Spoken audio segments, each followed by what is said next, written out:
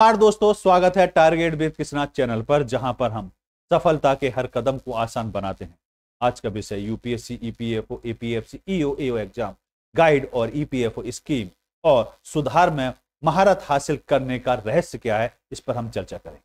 दोस्तों, अगर आप देश की सबसे प्रतिष्ठित परीक्षाओं में से यूपीएससी, ईपीएफओ की तैयारी कर रहे हैं तो ये वीडियो आपके लिए एक सोने पर सुहागा साबित होने वाली है, क्योंकि यहाँ हम आपको देंगे न केवल परीक्षा का पूरा खाका, बल्कि बताएंगे कैसे ईपीएफओ स्कीम और उसके हालिया सुधारों को समझना आपकी तैयारी में चार चांद लगा सकता है। तो अगर आप भी अपने भविष्य को उज्जवल बनाना चाहते हैं और देश की सामाजिक सुरक्षा व्यवस्था का हिस्सा बनना चाहते हैं तो इस वीडियो को अंत तक जरूर देखें, क्योंकि दोस्तों यहाँ पर हम सिर्फ परीक्षा को पास करने की बात नहीं करेंगे, बल्कि आपको एक विजेता बनाने की राह भी दिखाएंगे। तो आइए शुरुआत करते हैं सफलता की ओर।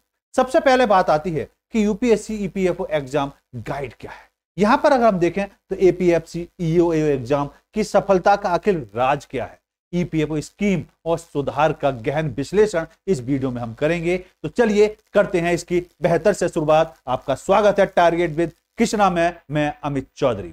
देखिए बेटा, अगर हम बात करते हैं तो सबसे पहले बात आती है कि आखिर ये परीक्षा होती क्या है। ईपीएफओ आखिर परीक्षा क्या है।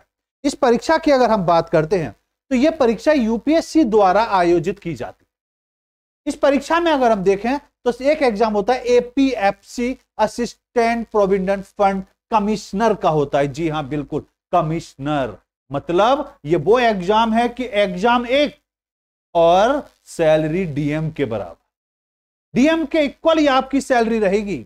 और डीएम बनने के लिए तो बहुत लंबा प्रोसेस है कि पहले प्री पास करो, फिर मेंस पास करो, फिर इंटरव्यू, और मेंस में भी कई सारे एग्जाम। यहां तो सिर्फ एक ही एग्जाम है और इसके साथ हमारे साथ जुड़ जाइए। यहां पर अगर हम बात करते हैं, दूसरा है EO, AO, information officer and account officer के पद शामिल होते हैं। इसका उद्देश्य क्या होता है? इसका उद्देश्य होता है ईपीएफओ में प्रशासन और नियामक भूमिकाओं के लिए योग्य उम्मीदवारों का चयन कर। अब ये चयन कैसे किया जाता है, इसका प्रोसेस क्या होता है, इसको समझने की जरूरत है। अगर हम यहां देखें कि इसका चयन कैसे होता है तो परीक्षा के दो चरण होते हैं। जबकि अगर हम बात करते हैं यूपीएससी की, आईएएस की अगर हम बात करते हैं तो आईएएस के तीन चरण होते हैं भाई। पहला प्री होता है, फिर मेंस होता है, फिर आपका इंटरव्यू होता है। प्री में आपके दो एग्जाम होते हैं, GS1, GS2। फिर आपके मेंस के एग्जाम बहुत सारे होते हैं, फिर आपका इंटरव्यू होता है। लेकिन यहां सिर्फ लिखित परीक्षा में एक ही एग्जाम होगा, वो भी कैसा? ऑब्जेक्टिव। वो भी एग्जाम ऑब्जेक्टिव होता है और इसमें मूल तौर पर देखें तो सामान्य अंग्रेजी, इंडस्ट्रियल रिलेशन और श्रम कानून, सामाजिक सुरक्षा के नियम, सामान्य जागरूकता और मात्रात्मक योग्यता और तर्क शक्ति से रिलेटेड प्रश्न यहां पर पूछे जाते हैं। इसमें बहुत आसान है सिलेक्शन पाना, लेकिन बस सही डायरेक्शन, सही दिशा मिलनी जरूरी।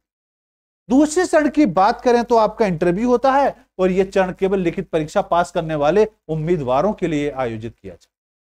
अन्य बात अगर हम करते हैं इस परीक्षा को लेकर तो महारत आती है कि ईपीएफओ स्कीम और भविष्य की सुरक्षा की बात करें तो यहां पर क्या है? तो मेन मुद्दा जो है आपका वो है पहले ईपीएफओ। जहां पर हम देखें तो देश की सबसे महत्वपूर्ण सामाजिक सुरक्षा योजनाओं में से ये एक होती है। यह योजना केवल बात करें तो श्रमिकों के रिटायरमेंट फंड को सुरक्षित करती है। तो इसका काम क्या होता है? तो इसका काम होता है जो आपके श्रमिक हैं, जो रिटायरमेंट हैं, उनके फंड को क्या करती है? सुरक्षित करती है और उन्हें वित्तीय स्थिरता प्रदान करती है।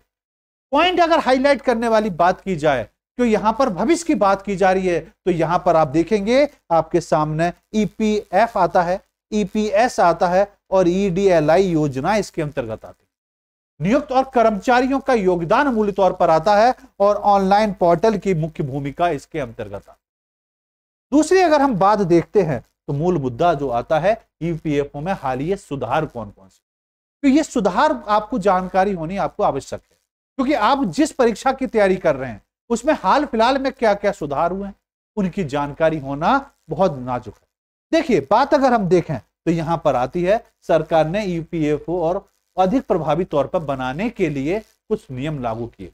जैसे इसमें यूनिवर्सल अकाउंट नंबर बनाया गया है, यूएएन बनाया, ऑनलाइन क्लेम सेटलमेंट बनाया गया है, डिजिटल सेवाओं का यहां पर विस्तार किया गया है, श्रमिकों के लिए न्यूनतम पेंशन की गारंटी की बात की गई है और महिलाओं और प्रवासी मजदूरों के लिए विशेष तौर पर कुछ योजनाएं चलाई जाए।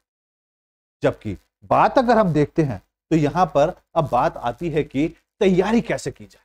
तो तैयारी के लिए हमने इसके लिए स्पेशल कोर्स चला रखा है और पूर्ण तौर पर हम लोग समर्पित हैं ईपीएफओ के लिए। हमारी डेली क्लास चलती है मंडे टू फ्राइडे, यहां पर डेली क्लास चलती है, मंडे टू फ्राइडे क्लास चलती है डेली। और यहां पर अगर हम देखें तो अभी हमने श्रम कानून और मैथ को लेकर क्लास की करी है शुरू। देखिए कुछ बच्चे कहते हैं कि सर हमें फिर भी पता होना चाहिए कि तैयारी कैसे की जाए। तो परीक्षा में सफलता के लिए एक मजबूत रणनीति की जरूरत होती है। आप कोई भी काम करेंगे उसके लिए एक रणनीति जब तक नहीं बनेगी तब तक आप अपने लक्ष्य को हासिल नहीं कर सकते। सबसे मेन होता है समय प्रबंधन। भाई समय वो चीज है जो अच्छे अच्छों को सबक सिखा देता है। तो जब तक आप समय डिसाइड नहीं करेंगे, समय प्रबंधक नहीं बनेंगे, तब तक आप अपने लक्ष्य को प्राप्त नहीं कर सकते। तो सबसे मेन चीज है साप्ताहिक योजनाएं बनानी चाहिए। आपको क्या बनानी चाहिए? साप्ताहिक योजनाएं बनानी चाहिए। जब तक आप योजनाएं नहीं बनाएंगे कि हमें करना क्या है और कितना करना है, एक हफ्ते का डिसाइड होना चाहिए कि एक हफ्ते में हमें यह बनाना। हर विषय को विस्तार से पढ़ें, कोई भी विषय को आसान न लें। हर टॉपिक को विस्तार से पढ़ने की जरूरत है क्योंकि हर टॉपिक में हर क्वेश्चन कहीं ना कहीं छुपा होता है।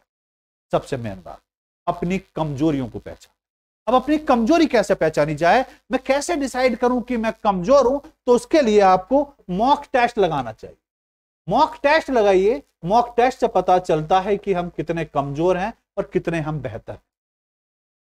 दूसरी बात आती है रोज अखबार पढ़ें, अपडेट रहें।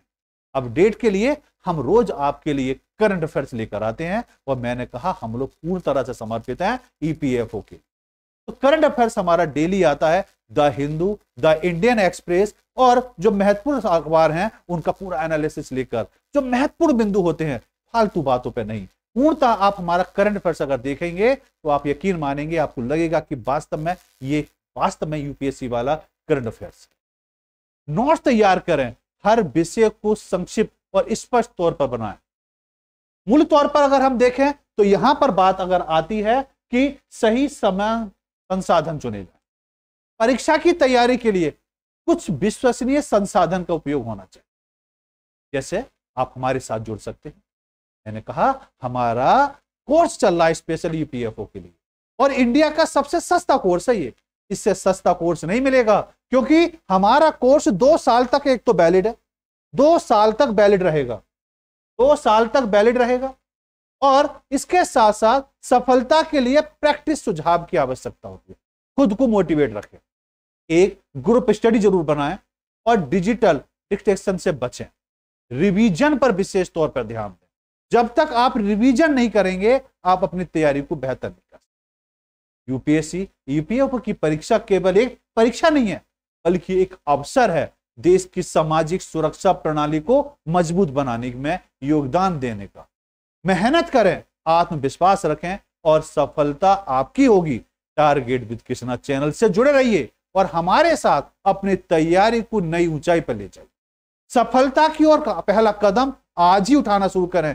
आज ही हमारे कोर्स को लें और यह कोर्स आपको आपके लक्ष्य तक जरूर पहुंचाए।